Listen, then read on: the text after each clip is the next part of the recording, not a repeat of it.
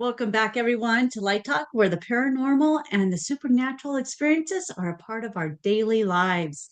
If you have a story you would like to share, email me at lighttalk423@gmail.com. And while you're at it, click on the like, share, and subscribe buttons down below. And just another reminder of the show that I'll be in, the expo I'll be in June 14th and 15th at the Loveland Ranch in Loveland, Colorado. And I am in booth 4. So come visit me and get your personal readings at that point. All right, let's welcome our guest today. I am so excited. So we're going to continue. So welcome to the show. Thank you. Thank you very much. Thank you for having me. Absolutely. My pleasure. Yeah, so my name is Adam Miller, and so I've been, on a spiritual awakening journey for about 18 years. It started it started with recovering from heroin addiction. I was in rehab for about 2 years. And then when I got out, it was a real hardcore, like tough love, sort of militarily structured rehab. Like it wasn't related to the military, but wake up at 7 a.m., out of bed by 7:10, downstairs by 7:15, chores, meetings, all of that. Very shocking after being like just checked out for nine and a half years. And then when I got out of rehab, um, that was when the awakening really began. When I started to get into energy work. I started to get into somatic, trauma release therapy. I got into everything, yoga, diet, Tai Chi, exercise, meditation. I mean, I just had so much to heal in this life. And was always super sensitive as a kid, but also very numb. I think like so traumatized in a way and so like physically dense that I wasn't aware that I necessarily had any sort of psychic or intuitive abilities. I mean, I have friends that were talking to spirits when they were 5 years old, that wasn't me. I just was like almost so overwhelmed emotionally and vibrationally that I could hardly talk. I mean, that's how, but it became very, it was sort of like atheistic in a way that I was just very left brain and sort of, it wasn't until I started doing the energy work that I kind of unlocked my sensitivity and my psychic abilities. And it was a very slow, it was a pretty slow journey for me because like I said, I was coming out of so much dense, like kind of left brain over kind of an overthinking and male sort of aspect that I could just kind of feel stuff. That was like my strongest sense right away. And I started to feel everybody's energy really strongly to the point where pretty quickly I started not being able to really be around various people, situations, out and about. Um, and I it just developed from there, like my psychic abilities and my abilities to communicate with other dimensional stuff. And I just started experimenting with it and kind of asking questions and getting messages and hearing certain words or phrases in my head that I remember one time when I first started doing the energy work, I was like kind of asked, I don't remember what I asked, but I just heard Metatron and I didn't even know what that was. And I went and I was like, what's Metatron? And I looked up Metatron online. It was like, oh my God, there was like an archangel named Metatron. Like that wasn't nothing. Like some word came into my head from nowhere. And like I had never heard it before. So that started happening more and more and more. Um, Now, I mean, I've just used my intuition so much. It's a muscle, right? And I've needed a lot of sort of left brain verification, like Joe Dispenza stuff and Greg Braden, and just the understanding of how psychic and intuitive energy makes sort of some level of scientific sense, like the bridge to really kind of affirm it.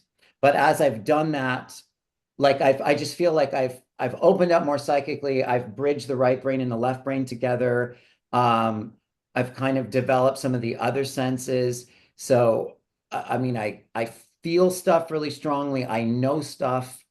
And then I do see stuff like in my third eye and can hear stuff a little bit, but not like some of the women I know. Some women can just see a soul as clearly as they can see a human in front of them. I'm not quite that good, but yeah, so I work now as a spiritual coach, but I'm a musician, and that was like music and comedy were always my dreams, and I am pursuing that. I kind of what led me on this path was wanting to be a singer and getting back to like my rock band and stuff like that. So, yeah, it's just a little bit of a background, but yeah.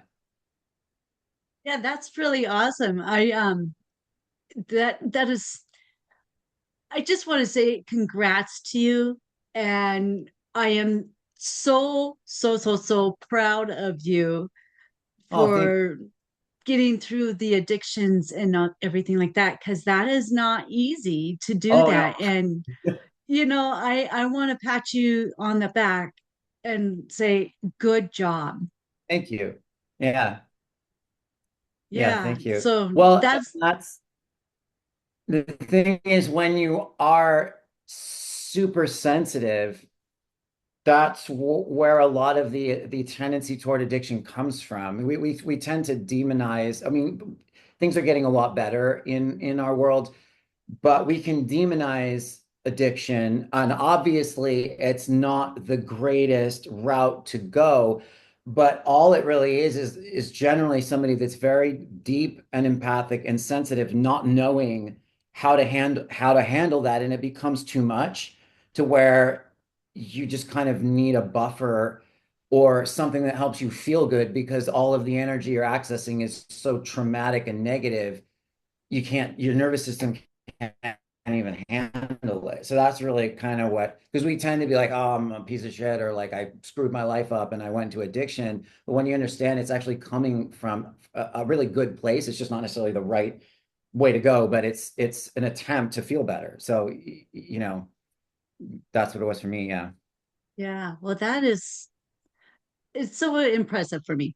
So congrats, good job. Yeah. Yeah. So let's go ahead and start talking about some of the experiences you've had. So um wherever you want to start with that. Okay. Well, I'll start with some of the experiences I've had. All right, well, I'll start because I think we started talking about heroin and we started talking about rock music and stuff.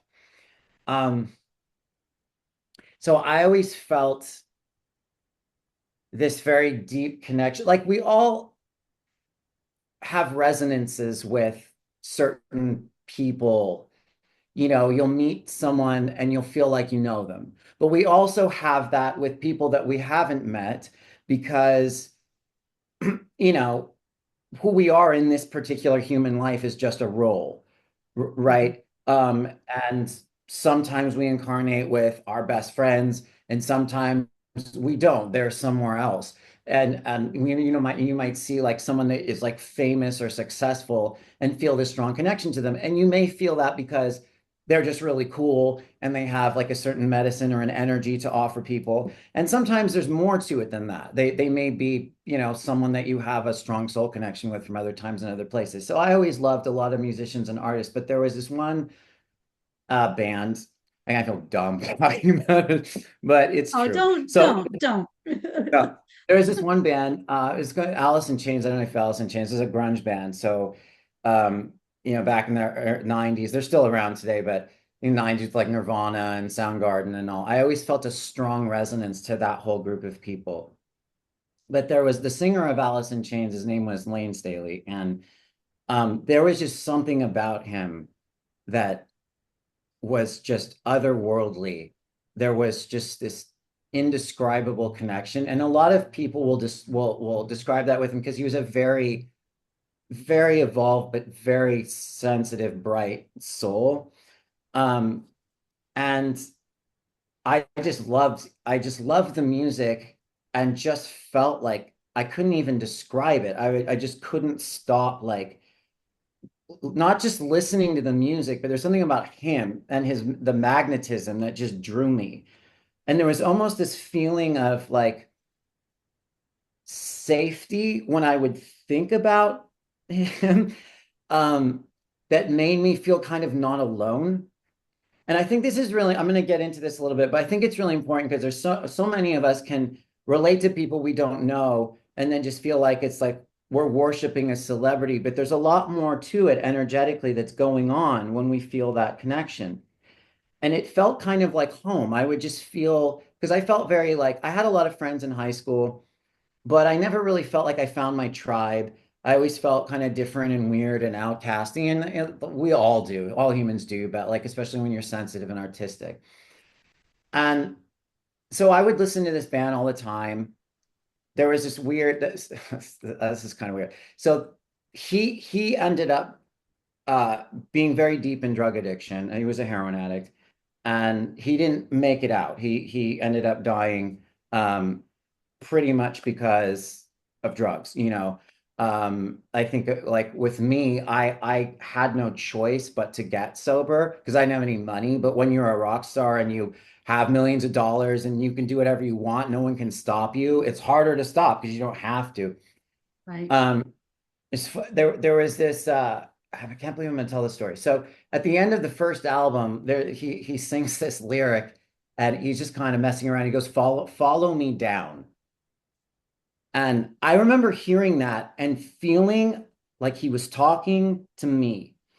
And and okay, so I'll get back to that because this goes into like soul family and how we plan out our lives and like work together in different dimensions and stuff. And that could just be crazy because I'm like, oh, I think Layne Staley's cool, and like I want him to be talking to me, kind of like I don't know if you saw John Lennon, and when he was there was like that kind of homeless guy that came onto his property, and that guy thought that John was talking to him through his songs, and John was like, I wasn't talking to you, I was just talking, how could Yeah. I be? Just as, But yeah. so around the time of I was 22, I um I hadn't been listening to them for a little while. Okay. It had been about 6 months since I'd really listened to Alice in Chains. So they weren't kind of on the forefront of my mind in my, memory or imagination or any of it. It wasn't something that was very present in my energy. And I had this dream one night. And like I said, I wasn't really very psychic, at this point in time, nor did I believe in it. I had this dream, and in the dream, Layne was in the dream. And so when you're a heroin addict, you end up wearing like sweaters in 115-degree heat because you have track marks all over your arms and you don't want people to see the track marks from the IV, the IV drugs. So in the dream, he was wearing a short sleeve white t-shirt. So the first thing that I thought was like I had the feeling of, oh, he's okay, because he was in a really bad space, around that time. Mhm. And I remember the dream just feeling really powerful. There was that otherworldly emotional aspect to the dream because sometimes dreams are just your mind kind of farting out the day, just like the left brain, like thinking part. But then we have those the dreams where you're being visited. And I had that feeling. So I saw him in a bar and we're sitting and we're just kind of talking. And then we were hanging out, and then we went out into this field. It was like this kind of grassy field, and we were like rolling down the hills. I don't know. It was like the grass would be really short, and we rolled down the hill, and it just had this feeling of like being really fun and playful. And then the grass would grow really long, and I would start to feel sort of sick and scared and kind of dark. And it just kind of went back and forth like that for a while. And then we get to the bottom of the hill and we're standing there and we're looking at a grave. He was showing me a grave. And I remember in the dream at that point, my mind kind of took over and started trying to assign meaning to it, going like, oh, maybe um, he's warning me that I need to get off drugs or I'm going to die. I didn't know what it kind of went from the intuitive to like the left brain, like analysis part of, my brain. Right. So we're just staring at the grave, and then I woke up. I woke up and I remember that feeling of like this really charged emotional space.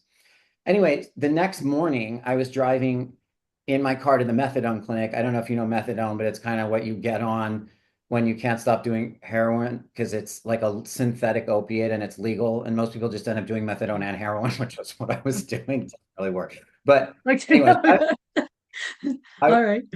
I was driving to the methadone clinic, and on the radio, I heard this announcer come on and say, Layne Staley is missing and presumed dead. And I remember I didn't even put together that I had the dream at that point in time. I just I mean it made me so sad because I had this deep connection. And then they confirmed Yeah. later that he had died. And I mean, I just remember just going home to my mom, and it was like the first time I cried in many years because on drugs you're so numb. And then I remembered that dream, and I just thought it was very weird that I had a dream about him showing me a grave, and then the next morning, like I hear that he died. Um, and there was just this kind of like there was like a weird intuitive connection there that I didn't put all the way together till later. Because he's been part of my story like along the journey. But there was just that feeling of like there was something else going on, you know? Mhm. And so many years later, I got I got sober like at 26. And then, I went on this whole journey, the spiritual awakening journey. And then my friend, who's super psychic and intuitive, um, knew some of the other guys in that band. She wasn't like real good friends with them, but she dated one of their best friends, and so she kind of knew them. And I'd always like ask her about it. I just kind of because she could tell you like soul family and soul group, and she just has that vision into all the other dimensions and aspects. And so I was always curious. I was like, why do I feel this connection? Like, what is this? Am I crazy? You know, and so one night I'm at her place, and she's like, I'm channeling Layne Staley. She- and she gave me this whole like it was really weird. There was all this very specific information that he had and knew about me that was all like exactly correct. And I remember asking her like what was that dream about? And she was like, she was like, oh, he was just saying goodbye. Like he was just because he was leaving, and he just kind of came to you to say goodbye. But I remember feeling like she kept saying he has this immense love for you. And he, keeps calling you brother, like because and Hmm. he just had descriptions about what I was doing in this life and what I was working on. And he told her that we were kind of working on the same sort of things, but I had like 10 times more shit to do than him, which makes sense because I had some ego issues. He was very, very humble. He didn't Yeah. really have an ego. I've struggled with that. And so he was Mhm. kind of said he was trying to start something off for me. By kind of leading me into wherever it was that I needed to go. And that's kind of back to that follow me down thing, why I kind of felt like he was talking to Yeah. me. I mean, I've had a few people say that he's soul family, and that when you're soul family, you work very intricately together. I mean, like when you're on a large stage like that, your message is to reach tons of people, but you will work more intimately with your own group because you're working on similar things and you reflect Mhm. that back to each other, and you don't have to physically know each other. And what the follow me down thing, because when most people would talk about, because he would sing a lot about drugs and how awful they were, and most people walked away from listening to him either like, I don't want to do drugs, like I understand that's not a road I want to go down, or they felt incredible like empathy and connection because they felt like somebody understood them. Most of them didn't take it as like, oh, it's cool to go do drugs. I absolutely did. And I've come to understand that it's because in that descent, like in this life, this is a life, like it's a healing life for so many of us.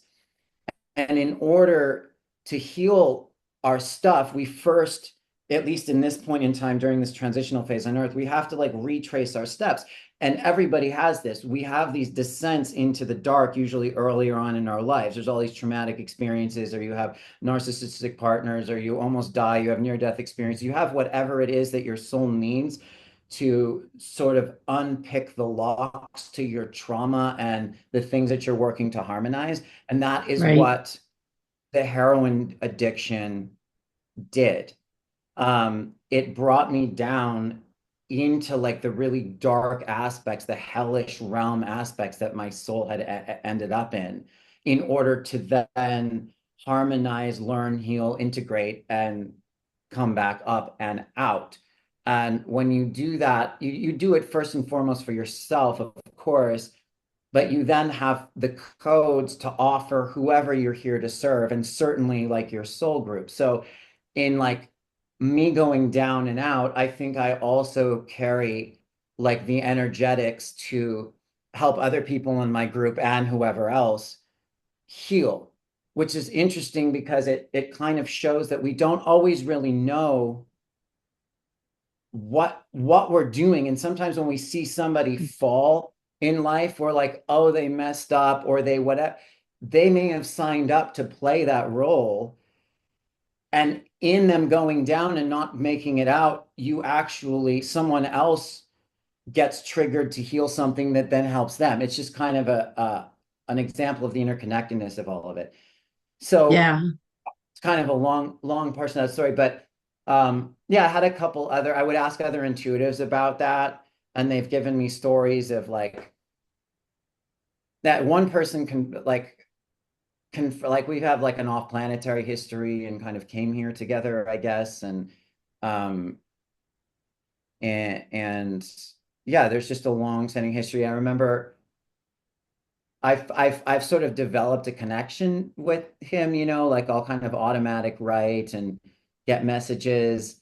And there was this other time when somebody channeled him on YouTube, and I think he hadn't fully crossed yet because she had said Oh that he no. had some attachments to 3D. Okay. Um, and she was helping him with that. She was like, I never really sure if someone comes to me if I'm just making it up in my imagination, and I just kind of have to ask until I get clobbered. And she's like, I got clobbered. And she was working with him and helped him to like kind of clean up those attachments on the other side so he could like Oh, fully good. cross. And then Nice. she said at the end, she's like, she was like, he has a message for someone out there. I don't know who this is. She's like, just whoever is out there, there's a message for somebody specific. And it was kind of a message about he gave her this song that he wrote. And it happened to be a song that I would play and sing all the time. And he kind of guided her through using the lyrics of that song to sort of translate this message about kind of getting out of this Wow. current situation I was in and leaping to the unknown and stuff. And I just remember when she delivered that message, I just kind of felt, just kind of got chills everywhere. I just kind of knew that was for me. And I It's for kind of wrote you. her, yeah, I wrote her in the YouTube comment section going, that was for me. Like I did blah, blah, blah, blah, blah. And I told her the whole story, and she kind of communicated something from him to me. So that's kind of my you can ask questions if you want, but that's kind of like the overall story with that. Um, and that kind of also link into this my star family story too, because I think he's part of that. But yeah, so Oh, yeah. I mean, that is just really pretty impressive. And what I was thinking of when you were saying this was since about fourth grade for me, I've really gotten into, I was always listening to Pink Floyd.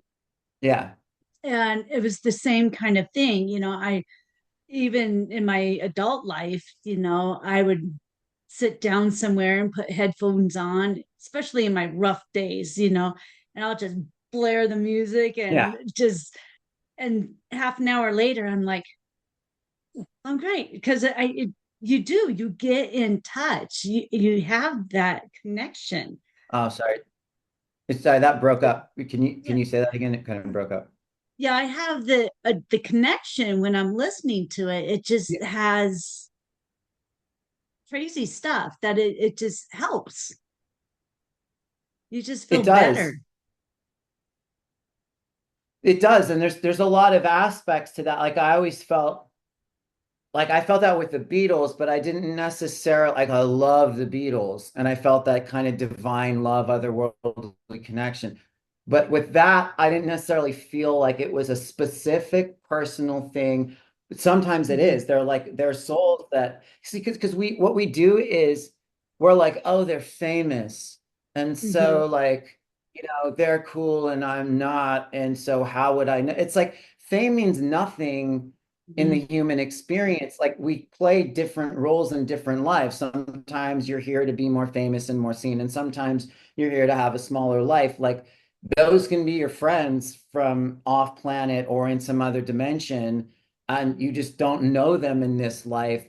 But that energy and the resonance, like, is just undeniably something. It'll feel kind of like home, and it could be a star family lineage. It can be all kinds of stuff like that, and you just kind of know, and kind of who even cares so long as it makes you feel good and feel better. But there's definitely, I mean, I've spent so many years obsessing over this stuff because I've needed to know my own soul story to heal, just trying Right. to figure out like, what actually goes on in the other dimensions and how these lives are formed, that I Mhm. know that those things are real. Those things are absolutely real. We can talk to people on the other side. We can talk to, past loved ones, and there's different like dimensions of relationships.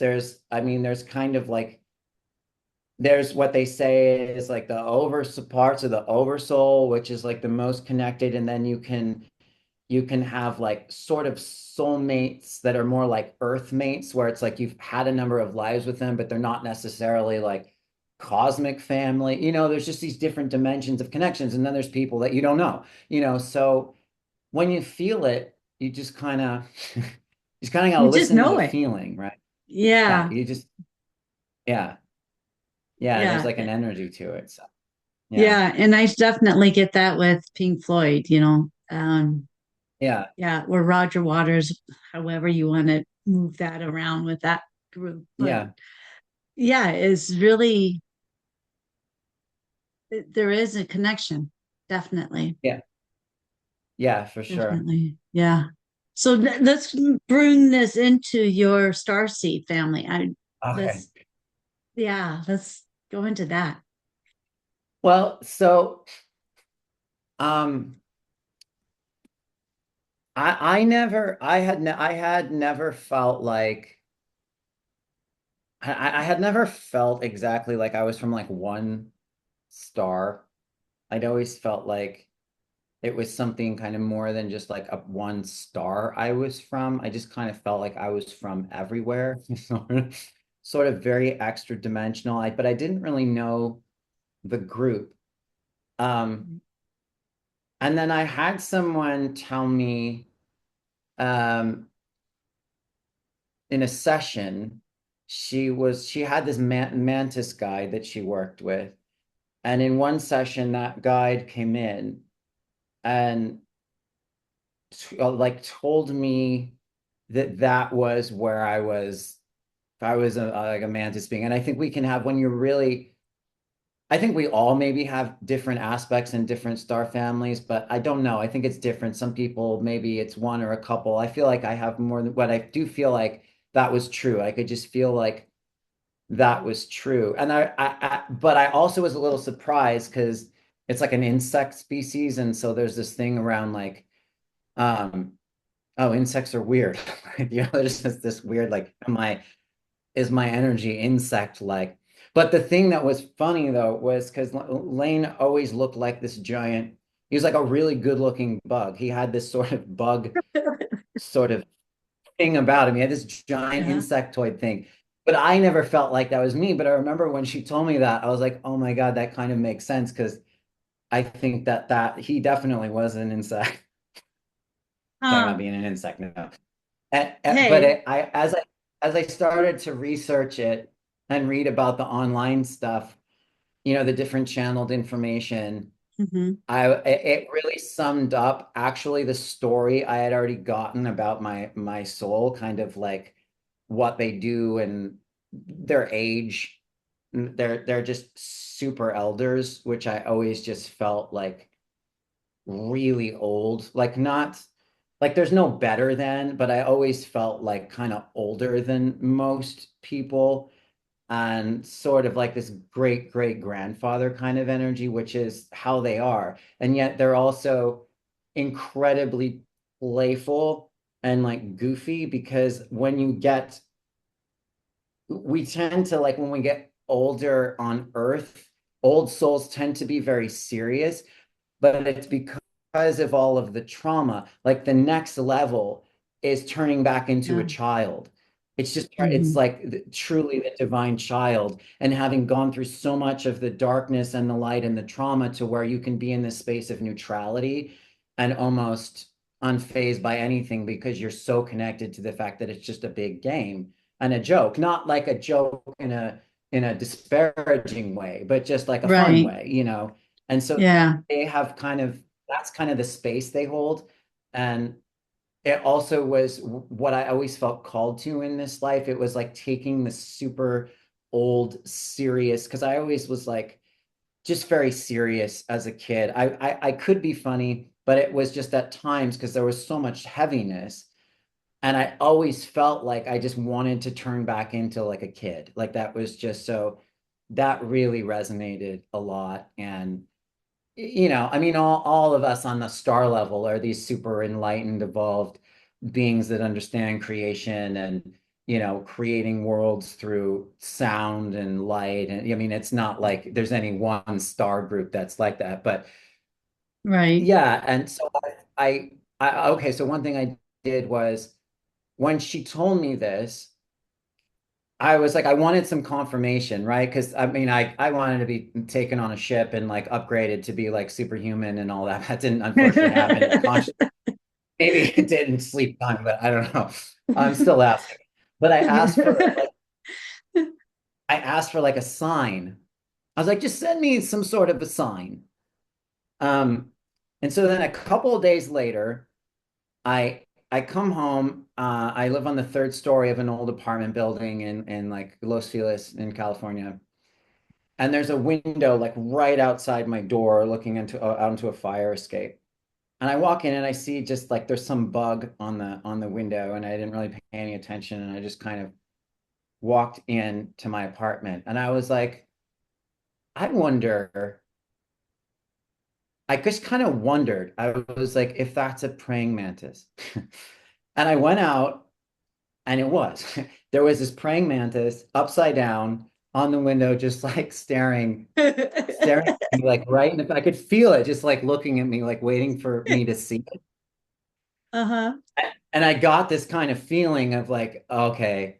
And I actually texted the woman who told me about it, and she was like, that is such a gift. Like, and so then I looked up online, and I saw that that is something that they do. If I don't know if you're kind of like a Manta Star Seed or whatever, if they want to communicate with you, they'll send you a praying. You'll have these weird encounters with praying mantises because they've made the mantis insect, right? That was one of their I mean, they've kind of Okay. created a lot of earth and stuff, I guess, but they made that insect. Um, so I was like, okay, so that is a sign. And then actually, about a year and a half ago, I think I wanted to ask again because I'm always checking, like, am I crazy? Is this real? Yeah, So I was getcha. gonna ask,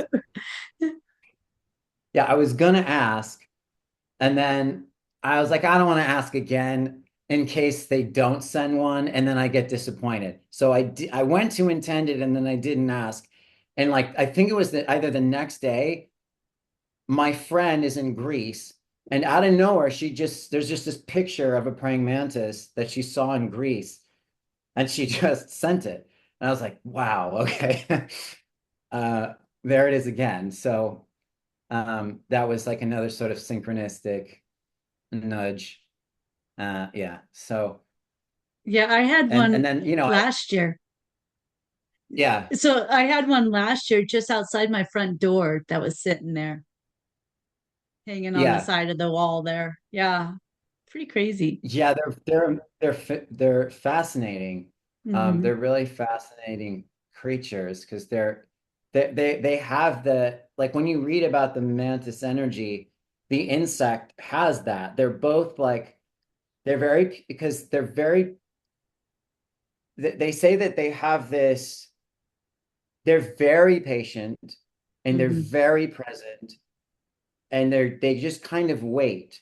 They wait because they're very old, so they know like timing really well. They don't exert energy when it's not necessary. So the like when that mantis insect is hunting, they'll sit there like still for, I don't know, hours.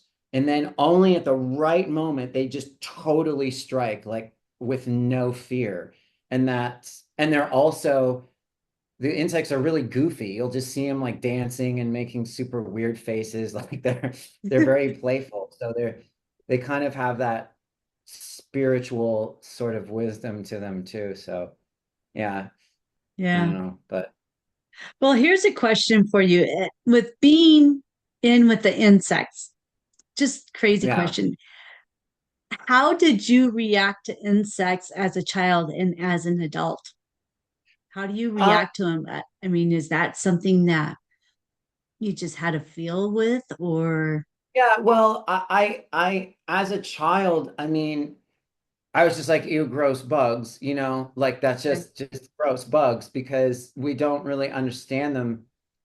But as I kind of found that out, and started researching more, and then also understanding like that's like the oldest group. They're incredible survivors, the insect species. And then also seeing, I can't remember specifically what I've read, but they have like all these sort of superpowers. They can, like, certain moths, I think, can stun other insects with, like, I don't know if it's sonar waves or some sort of sound wave. They're Wow. they're they're really like skilled. So it's just they're just very small here on Earth, and there is this heebie-jeebie sort of thing that humans have. And I think, I don't know why I mean, there's probably some deeper reason other than just they look weird and gross to us. There's probably some deeper reason because there is some cosmic aspect to it, and maybe it has to do with um abduction scenarios where, people have had experience, because I know they're part of like the hybrid agenda and the like kind of genetic experimentation and upgrading on humans who sign up for it. So there's probably some part of us subconsciously, maybe I'm just guessing intuitively, that has associations with it.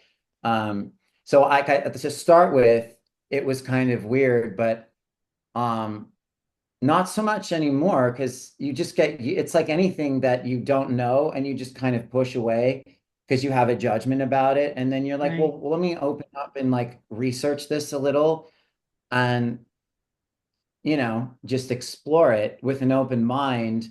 And like Hmm. any fear, it takes some time, but it starts to, dissolve. It's just a different physical form. And if we were all insects, then it would be normal to us, and the human form would be weird and whatever. So yeah, I've just Yeah. sort of adjusted to that. But You um, brought up a point there that maybe we are connected with them yeah, in a weird kind of sort of cosmic way, yeah, so that because we're kids, we understand what they can do, so we stay back from them. Like we know they're like superpowers or whatever. yeah, And maybe that's why we do have the fear of bugs and whatnot. Is yeah, that's a Wow, I never even thought of anything like that. That's Yeah, I just kind of intuitively kind of guess, but I think there is something to that. But the thing is, we have, I mean, I don't know a lot about the hybrid. Like I know some people that, have had full on communication, with all these different beings. Like I said, because I started so dense, like it's kind of new to me. But mhm. from what I've read and heard, I mean, we are like a conglomeration of a lot of different aspects of DNA and species, and we were designed to be these magical superpower beings, but because we were also in the darker agenda kind of hacked into and dumbed down and shut down, where a lot of our DNA has been dormant and not active. And so I think it's actually kind of maybe even a sign of our fear of our own power, because it's there, but we don't know it yet. So we're kind of like they almost like resonate back to us more potential that we have somewhere in us. And also, I mean, I know there have been obviously some darker alien races that have not had a good agenda for humanity, but I think there's also misunderstandings sometimes with some of them thinking they're dark when they're not. So, I think we're just kind of overall confused because we've just been so distorted and lied to and manipulated that we don't know what's what and what we're afraid of or why. Um, yeah, Yeah, great points on that. Because, and that would make it kind of a complete circle if we have the fear of yeah, insects and then we have the fear of us. I like how you worded that. It was so it's like learning the from the darker side to learn to be open enough to bring in that or work on that fear. Nice. yeah. Well, and the thing with the mantis beings is they're like right they're like right connected to like the level of divine will, which when you're on such an expanded level, like they don't see darkness the way we see it because they're in such a space of neutrality. And in neutrality, you've harmonized like all aspects and extreme aspects of creation, the light and the dark. So there's not really fear. Um, Whereas when you're in polarity like we are, and even different, I don't know, there are like what I hear is, ET races are also like human races. This different souls are at different levels within that group, Right. but there are some aspects of certain ETs that are just stuck in the dark polarity, and it's a very powerful dark. So I guess my point is just um learning how to harmonize that and not be so scared of the darkness, and and but in like a healthy way, being able to embrace the darker aspects of ourselves. And when we do that, we actually discharge the resonance with the darker aspects of any other higher dimensional version of us, or an ET race, or a star family, or an opposing star family, or whatever. um, but it's really hard to do as a human because you're so vulnerable here.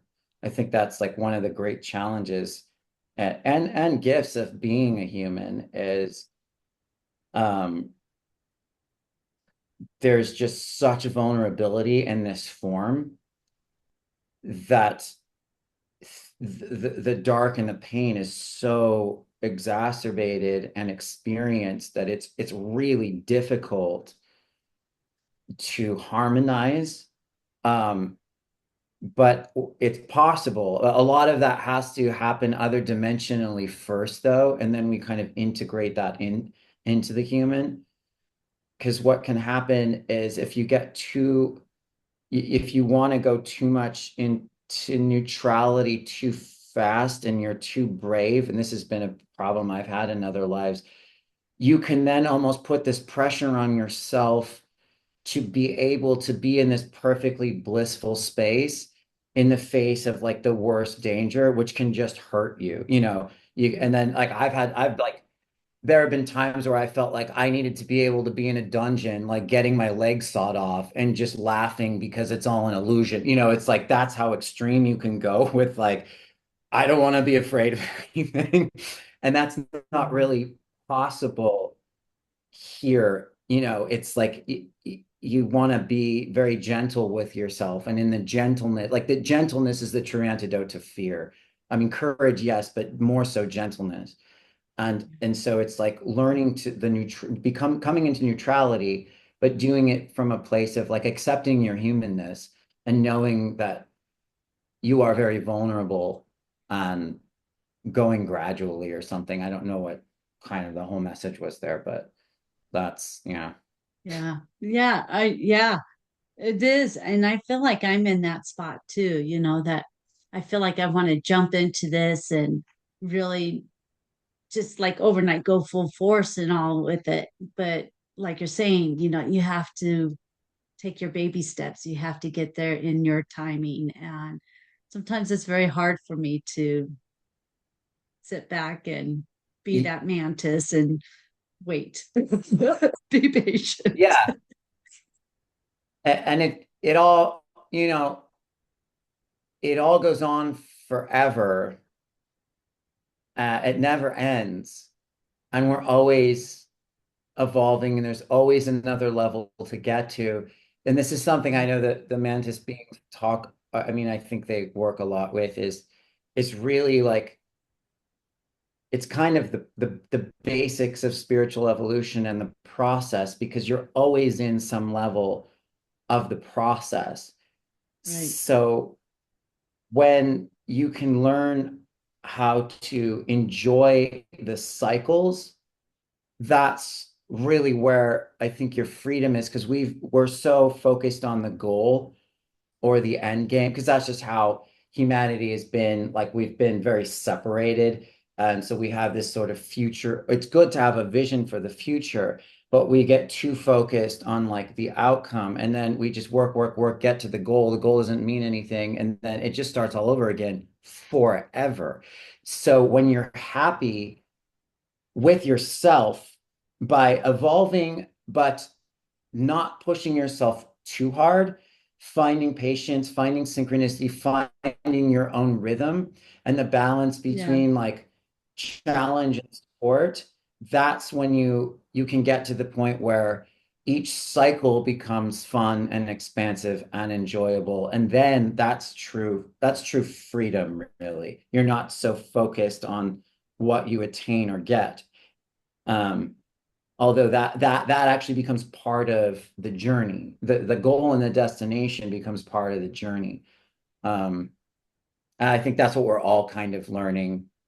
We're all learning to do, because we've Yeah. been split. So there's like on one Hmm. side, there's been like the Western, just like very action-based, self-development-based perceptions around achieving and conquering and always expanding and growing at the expense of any kind of connection to spirit or inner peace or relaxation or presence.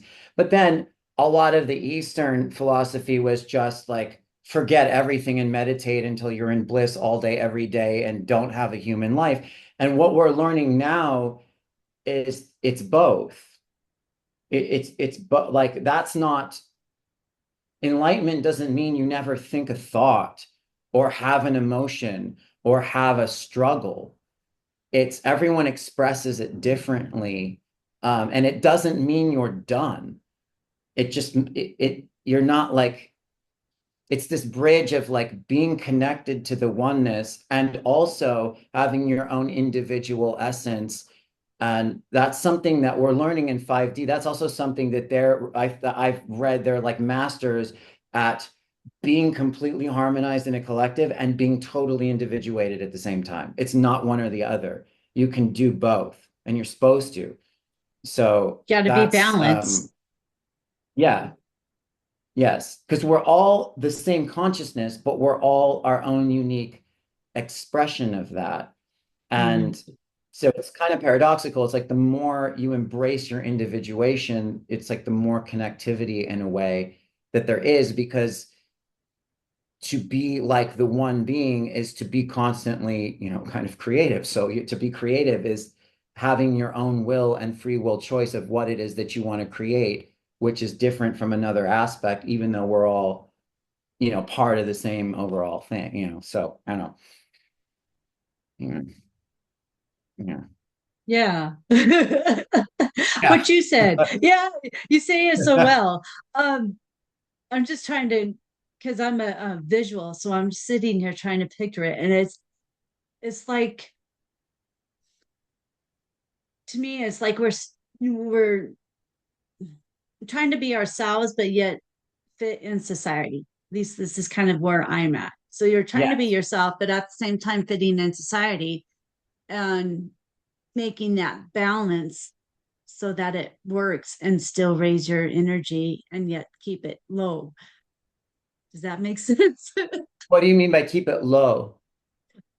Low to keep it in with the balance of the I don't want to say earth, but the lower energies that we live in Oh, oh, society. oh, yeah, not like evolve to where, yeah, you're like out Yeah. of being human. Yeah. Right.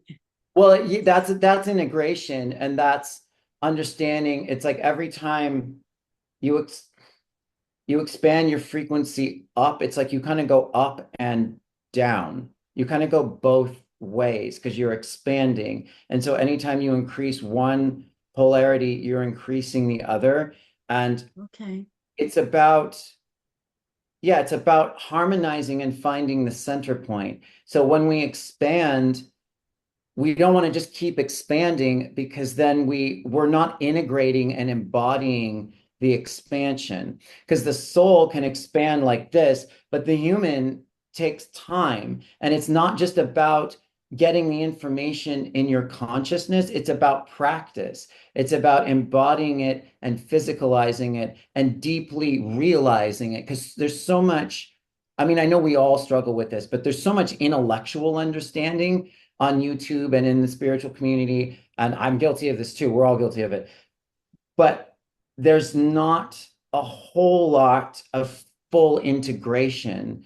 And a lot of the needing to evolve to attain enlightenment kind of pushes us out of actually fully living it. Yes, it's about working on yourself, but then being patient and practicing it in your life and making peace with it and really kind of mastering each step so you fully get it. And it's like a visceral, emotional, intuitive integration. And then we're kind of in the center of ourselves, and we're bringing the center of ourselves into our body.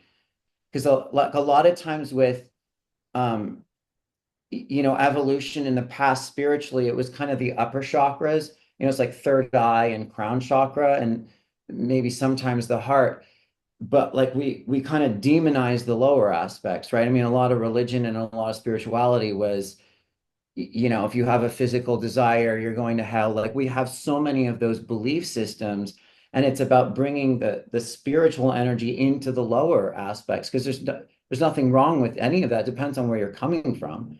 You know, we're not here to get out of the human body and just evolve to get out of matter because it's a prison. Like, why would a creator create all of this to test us to see if we were stupid enough to fall for it? It's about really bringing the energy into the experience so we can enjoy it in a sort of the combination of spirit and matter, because matter is just condensed spirit, right? So it's Right. condensed life.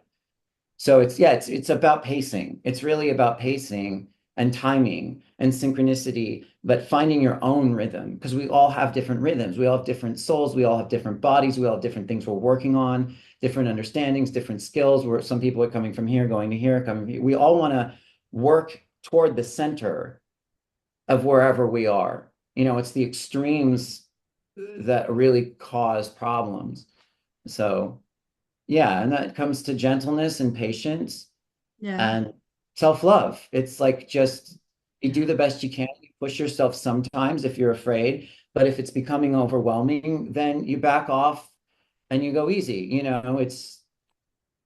It's like it's just balance. It's like I think John Gray said this about riding a bike. It's like you're never perfectly still on a bike. You go to the right and the left. Like balance and centeredness isn't like the center of the bullseye. There's a breadth to it. But if you go too far this way, you fall off the bike. You want to stay on the bike, but it's Right. fluid, you know. Like so, yeah. That's a good analogous. Yeah. Yeah, I liked that 'Cause- one. yeah, because you got to have both sides in order to stay balanced. And again, it's kind of like the yin yang kind of thing. Yeah, It's, yeah, balance, yeah. just And it's balance. left brain, right brain.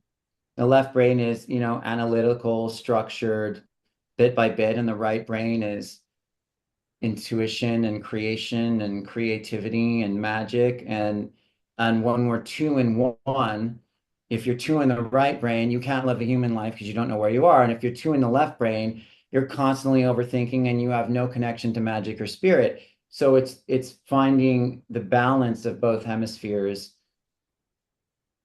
masculine, feminine, right, left, heart, mind. They're all kind of different aspects of the same thing.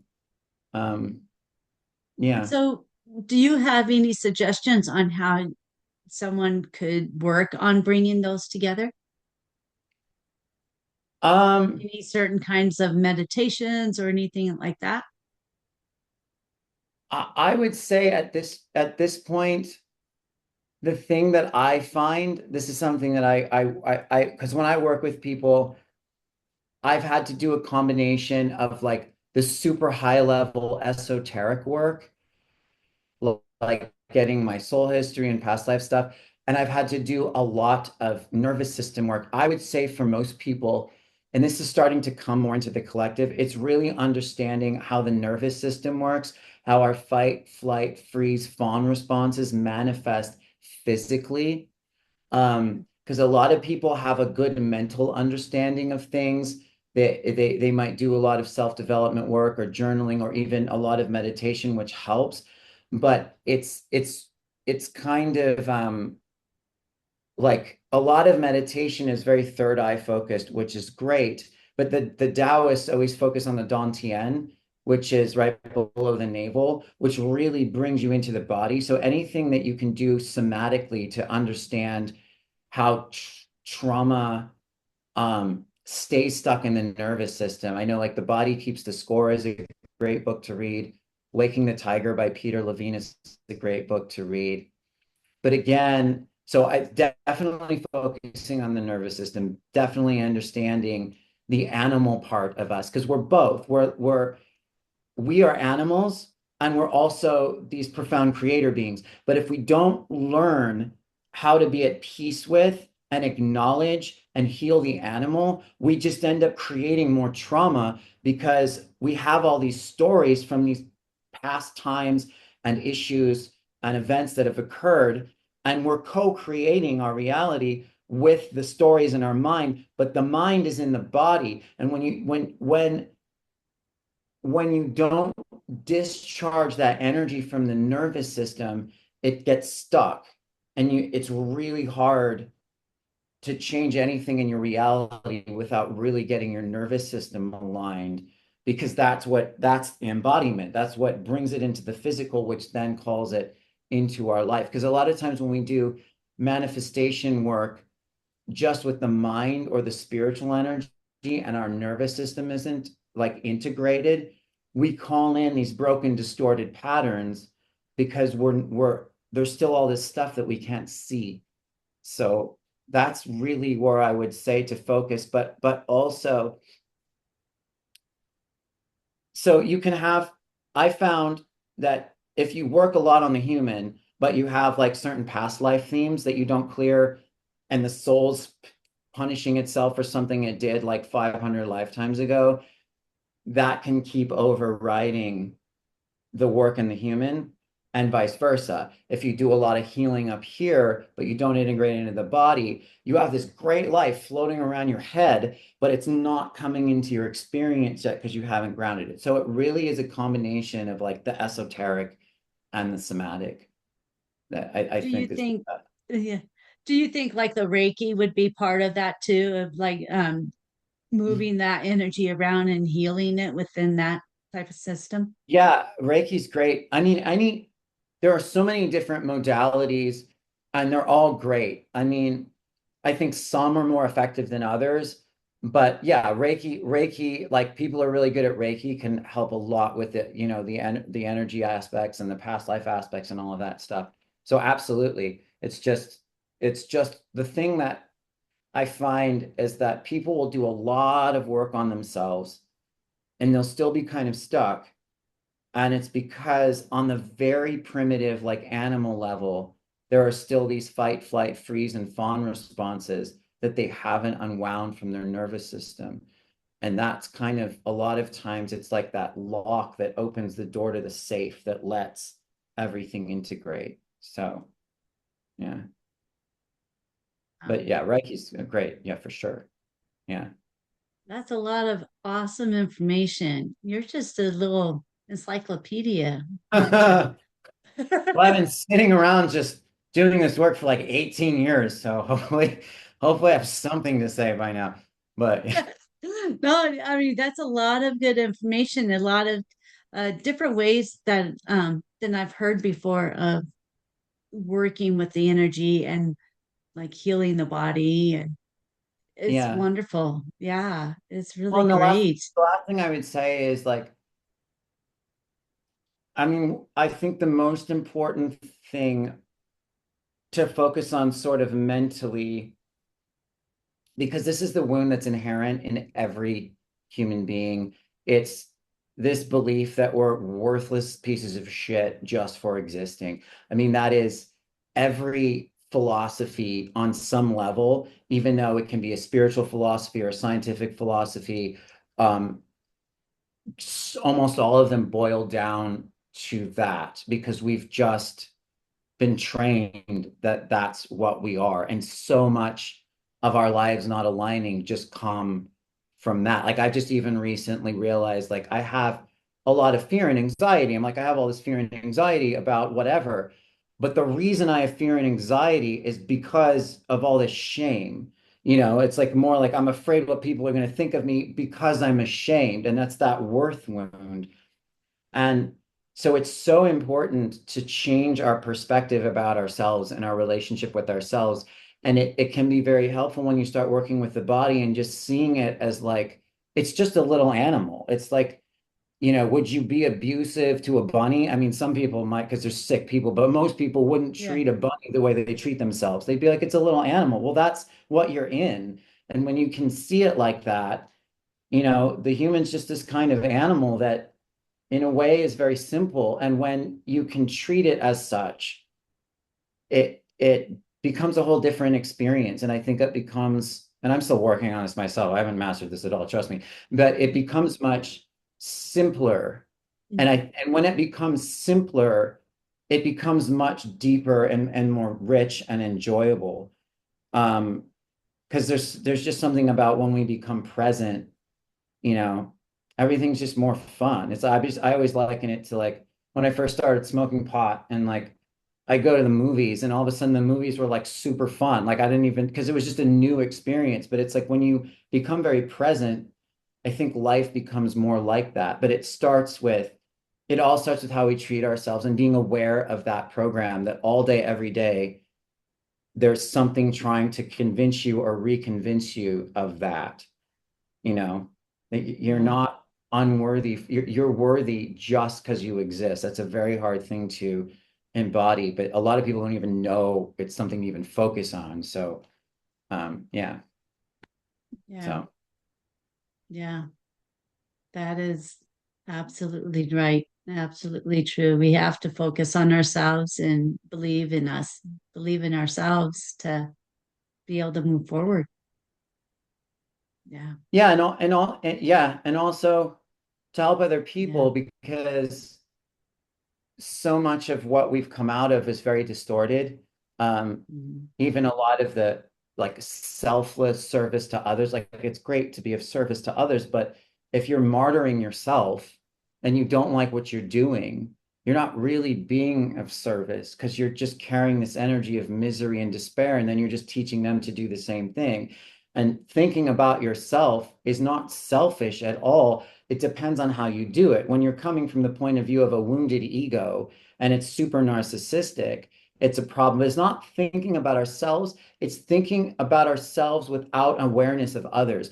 So you have to think about yourself. And the more you love yourself, the more you become aware of others because we all are each other. So it really starts with that relationship with yourself in a loving way. And it's coming from a heart-centered place. You automatically become of service to others. And then what you love to do becomes your service because you love to do it. And everything's a service if you're offering it as a service, you know? So it's not one or the other. That's the harmonization of like, you're always included in the equation.